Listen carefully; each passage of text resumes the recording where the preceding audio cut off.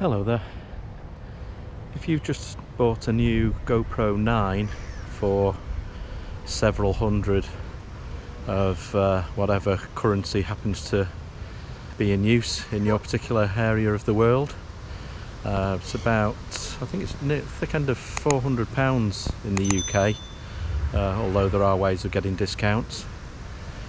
You may be wondering, like me, whether you really need to shell out a good handful more on the Media Mod in order to get good sound. Now, I've been pleasantly surprised with the sound quality of the built-in microphones on the GoPro 9 already, but I make predominantly hiking and camping and outdoors videos, and the ability to not have the microphones blasted out by wind noise is very important to me. So I got to wondering whether I really need the Media Mod, or whether I could get by with one of these little foam covers that cost about £5 in the UK. Now, the Media Mod, it makes your camera more bulky. It actually uses more power, so reduces your battery life. And a lot of reports are saying, and I've seen some reviews, that I'm not overly impressed with the built-in microphone on it anyway. So then you're back to kind of using an external mic, which I do have an external mic that I can use. But is that really the way to go when you've bought a waterproof compact camera? So what do I need from the sound? Well, I need people to be able to hear me. I don't need to completely eliminate the wind noise, because on my videos at least I don't mind the viewers actually being aware that it's a windy day out there. It adds to the atmosphere of what I'm trying to portray. So this little experiment, I'm just moving around now to catch it. It's quite a breezy day here, just at a local park. So the camera at the moment has got the auto setting on the microphones, so that wind reduction kicks in automatically. What I'm going to do next is just switch the auto off and just have the camera on its own with no wind reduction. Okay, typically the wind has dropped slightly. I'm just waiting for it to build up, but this is the camera with the wind reduction off and without the windshield in place. So I'm just turning the camera around and get a look at our lovely local park, and hopefully as the microphones change position against the wind direction, you might get an idea of what the camera's like without any wind reduction.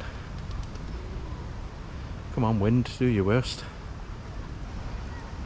Looking out over the pond, we've got a goosander or two actually I can see behind me.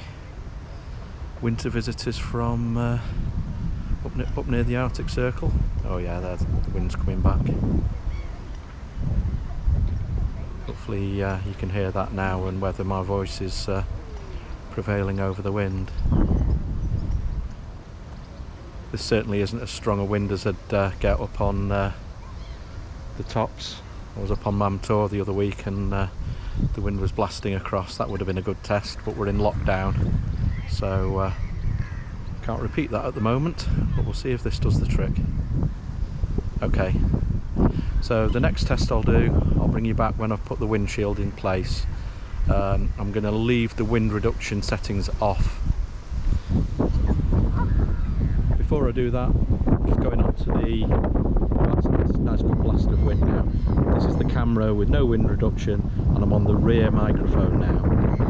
And the rear microphone seems to have a little bit lower gain than the front mic. So I'm just testing that. I'm actually speaking a little bit closer to the microphone, around about 12 inches away. So whether you can hear that or not, we shall soon find out. I'm now going to switch over to the to the windshield. Okay, bit of wind back now. So that's the camera with the windshield on, but with the wind noise setting switched to off in the software. That isn't wind, that's me being attacked by a multitude of pigeons. The people out taking their kids for a walk think I'm stark staring mad.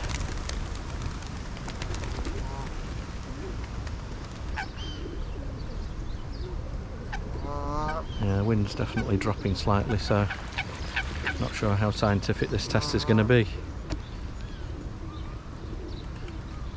This is the rear microphone again, talking around about a foot away from the microphones. And there you go, wind has eventually come back again.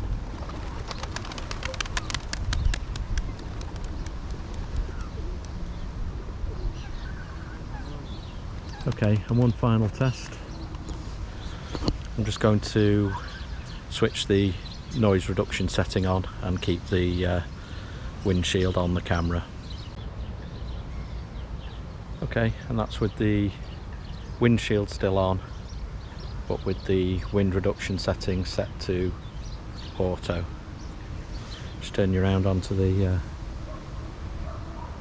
mic. See a little tufted duck there.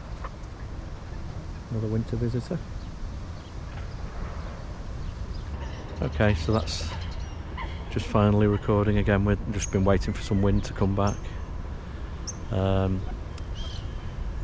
Obviously I don't know how well that's done until I get the camera home and look at these clips, but I'll record a little conclusion when I get back, and we'll see. It's not the windiest of days though.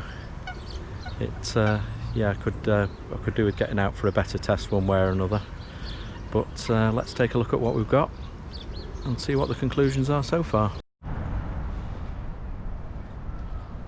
Just managed to find a slightly breezier spot higher up, so just doing a final test on the camera with the windshield attached and the wind noise setting set to auto. So there's a little GoPro in its protective case, and you'll have seen the clips I've edited together now. They've all been edited with no changes to the gain or the sound in post, so the files are just as they came out of the camera. So what are my conclusions then? Firstly, the wind reduction setting in the software, it does have an effect, so it is a useful thing to have there if you haven't got the case on. When the setting is on, it does seem to take the rear mic down a little bit further in gain, so that if you do need to tweak the gain up again, you're also going to be amplifying whatever wind noise is still present. So yeah, the inbuilt wind noise reduction in the software isn't ideal. So onto the actual windjammer case or shield, it does seem to do a reasonable job. It definitely has a positive effect. Of the two settings with the wind reduction on or the wind reduction set off, I think I prefer the settings with the wind reduction off because it kind of gives a more pure rendition of the sound, and then I can tweak it in post as needed. It's not my final test. I think I need to do tests in worse conditions, but as I said at the outset, I only really need to get rid of the worst of this. If there's still a hint of wind noise there, I'm quite happy. So my verdict up to this point is that I'll be keeping my £80 for a Media Mod firmly in my wallet, and I'll persevere with this, and I think it'll probably do what I need of it in most situations. Now that's only my conclusion. Obviously your requirements for the sound on your videos is probably going to be different than mine. You may make different types of videos, but yeah, for my needs, a £5 spent on, you know, this little windjammer case is yeah, seems to do the trick for me. So thanks very much for watching. If it's been useful, I'd appreciate it if you'd do the usual. Thanks very much, much appreciated. And yeah, hope it was helpful, and I'll catch you again soon. Thanks a lot.